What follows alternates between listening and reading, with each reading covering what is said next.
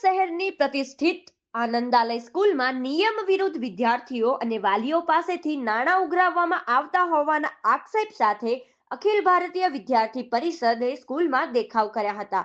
એબીવીપીના આક્ષેપ મુજબ સ્કૂલ દ્વારા ફોર્મ ફીના નામે અવૈધ વસૂલાત, એફઆરસીના નિયમોનું ઉલ્લંઘન કરીને વધારાના નાણાં ઉઘરાવવા, સરકારી નિયમો વિરુદ્ધ 12 અંકનો આધાર કાર્ડ નંબર માંગવો અને જુનિયર કેજી એટલે કે 4 વર્ષના બાળકો તેમજ વાલીઓના મૌખિક અને લેખિત ઇન્ટરવ્યુ લેવા જેવી અનિયમિતતાઓ આચરવામાં આવી રહી છે.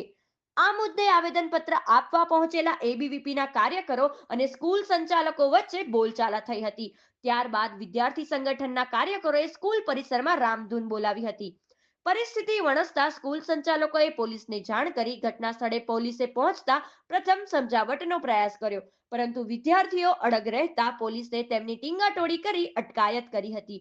એબીવીપીએ ચીમકી ઉચ્ચારી છે કે જો આ ગેરરીતિનો તાત્કાલિક બંધ કરવામાં નહીં આવે તો ઉગ્ર આંદોલન કરવામાં આવશે, જેની સંપૂર્ણ જવાબદારી સ્કૂલ પ્રશાસનની રહેશે.